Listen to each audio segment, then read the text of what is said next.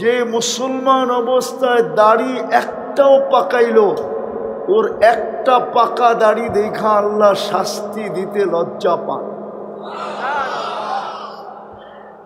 মুহাদ্দিসে জামান মারা গেছে, সাথীরা স্বপ্নে দেখা জিজ্ঞাসা করছে কি হইলো, দাড়ি দেখায় চলে গেছে। বলছে দাড়ি দেখায় চলে গেছো মানি? আল্লাহ জিজ্ঞাসা করছিল ওই বুইরা খাটাস কি নিয়ে আসছস? হাদিস মানে উঠছে বেশি কিছু আনি না, সাদা দাড়ি নিয়ে আসছি। আল্লাহ আরো চিন্তা গেছে, সাদা দাড়ি 80 বছর থাইকেও সাদা দাড়ি চেতেন কেন? আপনি কি নবীজি জিবরিলকে বলেন নাই? জিবরিল কি আমাদের নবীজিকে বলে নাই? আমাদের নবীজি কি সাহাবাদেরকে বলে নাই? সাহাবারা কি আমাদেরকে বলে নাই আপনি নাকি সাদা দাড়ি দেখলে লজ্জা পান? এখন তো উল্টা দেখতেছি, রাগ হয়ে যেতেছেন। তা আল্লাহ হাইসা দিয়া বলছে সবাই সত্য বলছে, আমিও সত্য বলছি, মাফ করে দিলাম। আপনি তো রসুল চিনেন নাই, চিনেন নাই, কসম খোদা। যদি চিনতো তাহলে ইসলামী মহাসম্মেলন হইতো না। আপনি ইসলামী মহাসম্মেলন বোঝেন এটার অর্থ? হ্যাঁ, এটার ইংলিশ জানেন? ইংলিশ এটা এই গ্রামের ভিতরে সম্মেলন লাগাই দিছে। আপনি জানেন এই শব্দর স্যাটেলাইট নিয়ে আসছে এখানে। আপনার মাথার উপরে স্যাটেলাইট আছে এখন। ও সামিয়ানা দেখতেছেন, সামিয়ানার উপর দিয়ে আছে।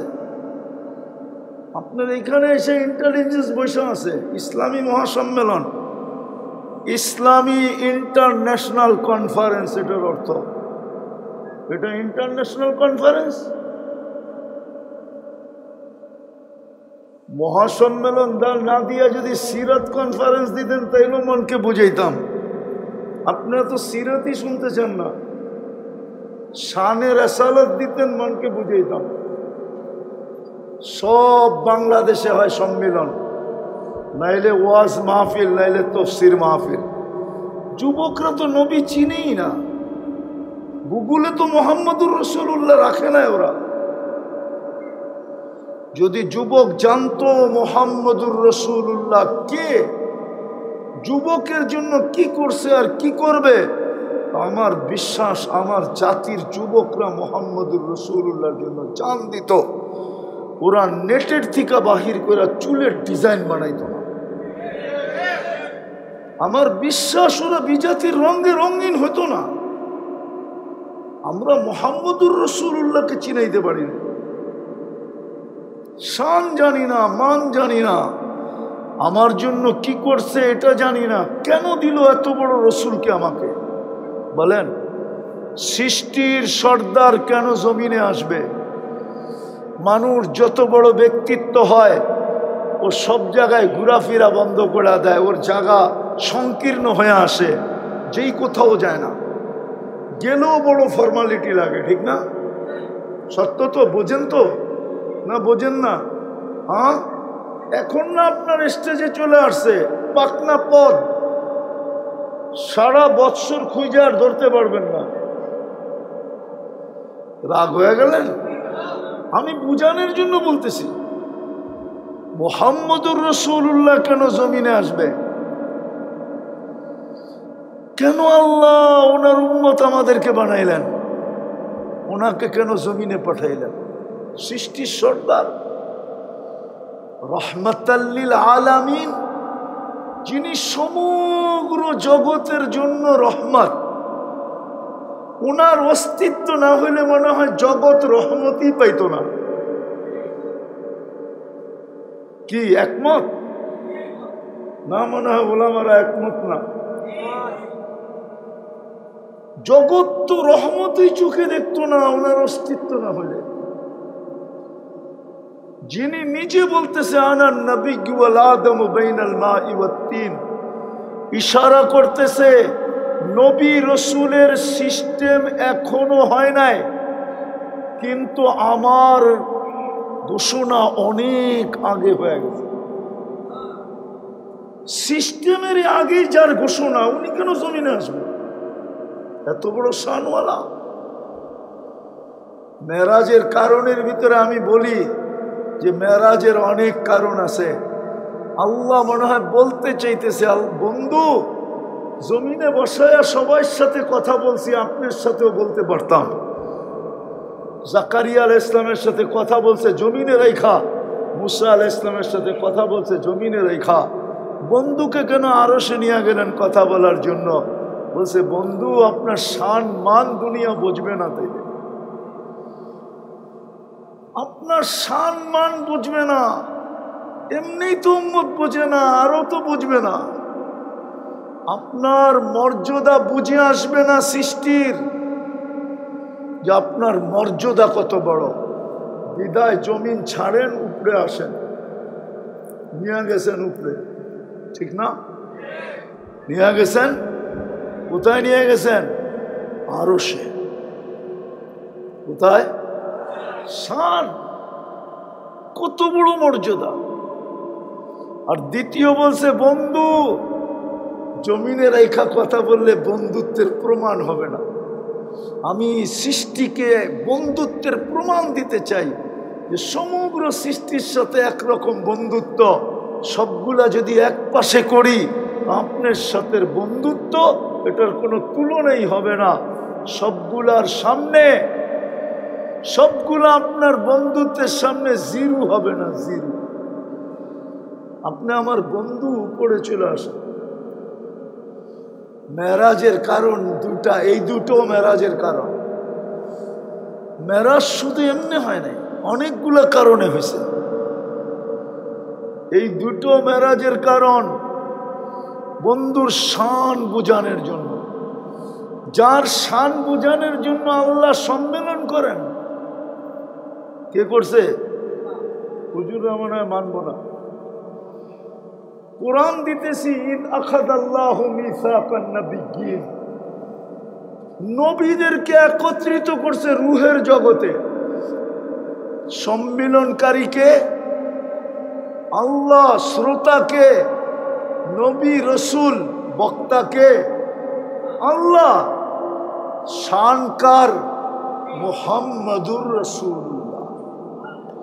ঈদ আখাযাল্লাহু মিসাকান নাবিয়্যিন লামা আতাইতুকুমুল কিতাবা ওয়াল হিকমা সুম্মা ইয়াতিকুম রাসূল। আমার বন্ধু আসবে, বন্ধু যার জন্য আল্লাহ সম্মেলন করেন। কত বড় সম্মান। উনি কেন জমিনে আসবে? এই পচা জমিনে, এই পচা জমিনে কেন আসবে? কোরআনে এক জায়গায় আছে, কোরআনে লা উকসিমু বিহাদাল বালাদ। ওলামা বুঝবে, আপনারা বুঝবেন কিনা? লা উকসিমু হাদাল বালাদ ওয়া আনতা হিল্লুম বিহাদাল বালাদ। আল্লাহ বলতেছে বন্ধু মক্কায় আমার ঘর হোক না, তাতে কি আসে যায়? আমি মক্কার ব্যাপারে কসম খাইতাম না যদি আপনি ওইখানে জন্ম না নিতেন। ওয়া আনতা হিল্লুম বিহাদাল বালাদ, লা উকসিমু বিহাদাল বালাদ ওয়া আনতা হিল্লুম বিহাদাল বালাদ। বন্ধু মক্কা আমার ঘর আছে, তাতে কি আসে যায়? আমি ওই শহরের কসম খাইতাম না, কিন্তু খাই তো খাই কেন? বন্ধু আপনি ওইখানে জন্ম নিয়েছেন। আনতা হিল্লুম বিহাদাল বালাদ। আপনার অবস্থান এই শহরে, এই শহর আপনার জন্মস্থান, এই জন্য কসম খাইতেছে। উনি কেন জমিনে আসবে? যেখানে নূরীদের সর্দার ফেল। জিবরিল তো নূরের তৈরি, সমস্ত ফেরেশতা ওলামা একমত নূরের তৈরি, নূর আলো না, নূর দিয়া তৈরি। আর জিবরিল আলাইহিস সালাম কমাও আওয়াজ, জিবরিল আলাইহিস সালাম চিফ অফ স্টাফ, নূরের তৈরি। শয়তানও তো বলছিল আসজুদু লিমা খালাকতা তিনা খালাকতানি মিন নারি ওয়া খালাকতাহু মিন তিন। মাটি দিয়া বানাইছো, এটাকে আমি সেজদা করব? আমি তো আগুনের তৈরি, এটাকে তো জ্বালায় আমি ছাই বানায় দিই। নূরীদের সর্দার মেরাজের রাত্রে থেমে গেছে। আল্লাহর রসুল জিজ্ঞেস করতে থামলা কেন? কেন থাইমা গেলেন? আগে যাওয়ার অনুমতি নাই। ভাবেন, একটু ভাবেন, কোন রসুল আপনাকে দিয়েছেন আল্লাহ? আগে যাওয়ার অনুমতি নাই। দ্বিতীয় আরেকটা বলছে আমার শরীরে শক্তিও নাই, আমি আগে যে ঠিক থাকতে পারবো না। শুধু নূরের জগৎ, কে যাবে? আপনি যান। তো যাইতে যাইতে যাইতে যাইতে সব জগৎ অতিক্রম করে আরশের নিচে ওইখানে পৌঁছার পরে আল্লাহ বলছে উপরে আসে। সুম্মা দানা দানা দানা দানা দানা দানা দাতা দানা দানা ফাকাবা কাউসাইনি আও আদনা। কাছে হইতে হইতে হইতে হইতে নৈকট্য লাভ করতে করতে করতে করতে ধনুকের দুই পাট যেরকম তীর টান দিলে একসাথে মিলা যায়, এরকম মিলা গেছে। হায় হায় হায়, উনি কেন জমিনে আসবে? উনি কেন জমিনে আসবে? আজকে তো আমরা রসুল চিনি না।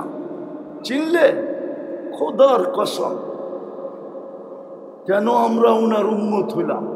কেন আল্লাহ বাছাই করে উম্মত বানাইলেন? আমরা বাছাইকৃত, বাছাই সমস্ত মানব জাতির ভিতর থেকে উম্মতে মুহাম্মাদীকে আল্লাহ নিজের কুদরতি হাত দিয়া বাছাই করছেন। এরকম বাছাই বাজারে গেলে যেরকম আপনি বাছাই করে কিনেন, টিপা টিপা কিনেন, দেখা দেখা কিনেন, চায়া চায়া কিনেন, আমাদেরকে বাছাই করা। কোরআন বলে হুয়া জিতাবাকুম, উম্মতে মুহাম্মাদী তোমাদেরকে আমি বাছাই করে আলাদা করছি। আমরা বাছাই হওয়ার পরে যা ছিল, নবী আসতে ছিল আর পেলা বইরা বইরা দিতেছিল, টুকরি বইরা বইরা দিতেছিল। হাদিসে আছে এমনও নবী আসছেন যারা একজনও উম্মত বাগে পড়ে নাই। ইয়াতি ইয়াউমাল কিয়ামতি নবিয়্যুন লাইসা মাহু আহাদ, একজন উম্মত হবে না। কিন্তু আমরা বাছাইকৃত। কেন বাছাই করলেন আপনাকে? এত বড় রসুল দিলেন। হায় হায় হায় হায়, বুঝবেন কিনা জানি না। আল্লাহ দুনিয়ারে বলে আমার নামের কসম খাও, আর আল্লাহ নিজে বন্ধুর চেহারার কসম খাইতেছে। ওয়াদ্দুহা, বন্ধু আপনার চেহারার কসম। ওয়াল্লাইলি ইযা সাজা, আপনার চুলের কসম। লাউমরুকা, বন্ধু আপনার জিন্দেগির কসম। যা শহরের কসম খায় আল্লাহ, বালাদিল আমিন, বন্ধুর শহরের পর্যন্ত কসম খাইতেছে। সারা দুনিয়াকে বলে আমাকে রাজি করো, আর বন্ধুকে ওহি পাঠায় বলতেছে সাউফা ইউতিকা রাব্বুকা ফাতারদা, আপনাকে আমি রাজি করে ছাড়ব, আমি আপনার রেজা চাই। মুসা আলাইহিস সালামকে আল্লাহ জিজ্ঞাসা করছে এত তাড়াতাড়ি কেন আসলেন? লিতারদা, আপনাকে রাজি করার জন্য। আর এইখানে বলতেছে আমি আপনাকে রাজি করব। ওই রসুল কেন আমাদেরকে দিলেন? কথা শুরুটা জানি কোথায় ছিল, হারায় গেলাম। আল্লাহর হুকুম মানা ছাড়া আমরা দামি হব। দুনিয়ায় দামি হলে কতক্ষণ? কবির কথাই তো সত্য। मिले खाक में अहले शाह कैसे कैसे, जमी खा गई नौजवां कैसे कैसे, अजल ने न छोड़ा किसरा न दारा, वसी से सिकंदर सा फाते भी दिहारा, हर एक लेके क्या क्या हस सुधारा, परा रह गया यही ठाट सारा। শিবপুরে ঐতিহ্য আছে। বাংলাদেশে প্রত্যেক থানায় থানায় এক সময় ঐতিহ্য ছিল, জমিদারি প্রথা ছিল। তো শিবপুরও জমিদারি বাড়ি হবে একটা, আছে আছে না? আছে। জমিদার কোথায় আছে? কবিতা এটাই বলে ঐতিহ্য থাকবে, তুমি থাকবে না। বড় বড় চলে গেছে। যুবক বাবু, তুমিও থাকবে না, একদিন ঐতিহ্য থাকবে, চলে যেতে হবে। কবির কথাই সত্য, বচপন ने तुझे बरसों खिलाया, जवानी ने मजनू बनाया, बुढ़ापे आके फिर क्या क्या सताया, अजल तेरा कर देगी बिल्कुल सफाया, तुझे दुल्हन के रहूं सबसे आला, हो जीनत निराली हो फैशन निराला, यूं ही जिया करता है क्या मरने वाला, तुझे हुस्न ज़ाहिर ने धोखे में डाला, जगह जी लगाने का दुनिया नहीं है, ये इबरत की चाह है तमाशा नहीं है। আল্লাহ বলে আফা হাসিবতুম আন্নামা খালাকনাকুম আবাস, তুই কি ভাবছিস সমগ্র সৃষ্টির বিপরীত তোকে তৈরি করছি, ভিন্ন বিধানে তৈরি করছি, ভিন্ন বিধান। সমগ্র সৃষ্টি আমি অস্তিত্ব দিছি 2 অক্ষর দিয়া, তোকে তৈরি করছি কুদরতি হাত দিয়া। অনর্থক অনর্থক সমগ্র সৃষ্টিকে তো তৈরি করলাম 2 অক্ষর দিয়া, কুন দিয়া, কুন ফাকান, তোকে তৈরি করলাম কুদরতি হাত দিয়া। অনর্থক। আফা হাসিবতুম আন্নামা খালাকনাকুম আবাস, নূর দিয়া তৈরি করে শ্রেষ্ঠত্ব দিলাম না, আর তোকে বিদ্যুটের দুর্গন্ধময় একটা পানির থেকে তৈরি করলাম মিম্মাইন মাহিন, আর শ্রেষ্ঠত্বের মুকুট তোর মাথায় চড়াইয়া দিলাম। অনর্থক। ফেরেশতা তো নূরের তৈরি, তুই তো একটা মানুষ, তুমি তো একটা বিদ্যুটের দুর্গন্ধময় পানির থেকে তৈরি। ও পুরুষ, আমরা কি জানি না কি থেকে তৈরি?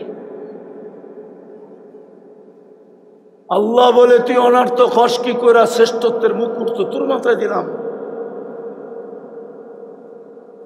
সৃষ্টির ভিতরে তো তোকে সবচেয়ে সুন্দর গঠন দিলাম, নূরেরটা কত দিলাম না? বিদ্যুটের দুর্গন্ধময় পানিকে এত সুন্দর গঠন দিলাম যে আমি নিজে কসম খাইলাম, তিন ওয়াসাইতুন ওয়াতুরে সিনিন ওয়াহাদাল বালাদিল আমিন, আমি 4 কসম খায়া বলতেছি তোর চেয়ে সুন্দর গঠন কাউকে দেয় না। অনর্থক অনর্থক গঠন। নূরের তাকেও তো এত সৌন্দর্য দেই নাই, সৃষ্টির ভিতরে তোকে সবচেয়ে সৌন্দর্য দিছি। নাইলে মিশরের মেয়েরা তো বলছিল মা হাশা লিল্লাহি হাদা বাশার, ইউসুফ আলাইহিস সালামকে দেখা এটা মানুষ হইতে পারে না, এটা ফেরেশতা হবে। মানুষ এত সুন্দর হয় কি কইরা? আল্লাহ বলে মানুষই সুন্দর হয়, ফেরেশতা এত সুন্দর হয় না। সবচেয়ে বেশি সৌন্দর্য দিলাম। অনর্থ। হুয়াল্লাযী খালাকা লাকুম মা ফিল আরদি জামিয়া, সারা দুনিয়ার আধিপত্য তোর হাতে উঠায়া দিলাম। অনর্থ। সারা দুনিয়ার আধিপত্য কার হাতে? আরে জমিনের দলিল কাগজ আছে আপনাদের কাছে না আফ্রিকার জঙ্গলের প্রাণীর কাছে? কার কাছে? আজ পর্যন্ত কোনো জিন দ্বারা কোনো হুজুর কইছে যে জিনের কাছে দলিল আছে? কার কাছে জমিনের দলিল? সিএস কার কাছে? আরএস কার কাছে? বাংলাদেশ পারচা কার কাছে? সিটি জরিপ কার কাছে? সমস্ত কাগজ কার কাছে? আল্লাহ বলে জমিনের আধিপত্য দিলাম। অনর্থ। আগেরটা আগেরটা আগেরটা আগেরটা। আল্লাহ বলে 24 ঘন্টা তোর দায়িত্ব নিলাম। অনর্থ। হ্যাঁ, আল্লাহ পারতেন, দুনিয়ার মানুষ যদি পারে এতটুকু একটা মাথা লয়া কাঠ সিস্টেম বিদ্যুৎ যদি করতে পারে, কার্ডে টাকা থাকলে বিদ্যুৎ চলবে, নাহলে বন্ধ হয়ে যাবে। তাইলে আল্লাহ কুদরত দিয়ে সিস্টেম ফিট করতে পারতো, পয়সা দিবি তো অক্সিজেন চলবে, নাইলে খাইতে হয়ে থাকবে। হাসার জন্য না, বাবার জন্য। ভাবেন, ডেলি বাংলাদেশে 18 কোটির ভিতরে 9 কোটি থাকতো রাস্তাঘাটে পড়া। মা ফোন করতো বিদেশে পড়া আছে, তাড়াতাড়ি টাকা পাঠা, বিল ভরতে হবে, নাহলে অক্সিজেন চলবে না। কে দেয় অক্সিজেন? আল্লাহ বলে অনর্থক তোর দায়িত্ব নিছি, 24 ঘন্টা তোকে সেবা দিতেছি। অথচ জমিন তো প্রতিদিন বলে আলা কুল্লা ইয়াউমিন ওয়াল আরদু তাস্তাদিনু রাব্বা। জমিন তো প্রতিদিন বলে অনুমতি দেন না আফতালিয়া ইবনা আদম, আমি এদেরকে পেটে নিয়ে জমিন পরিষ্কার করে দেব। আল্লাহ জিজ্ঞেস করে কেন? ইয়াকুল রিজকা কায়াসিক, রিজিক তো আপনার খায়, নাফরমানি তো আপনার করে। বলেন 24 ঘন্টা কতটুকু নাফরমানি করে? বলুক যুবকরা সারাদিনে আজে বাজে মোবাইলে কত কিছু দেখে, বলুক।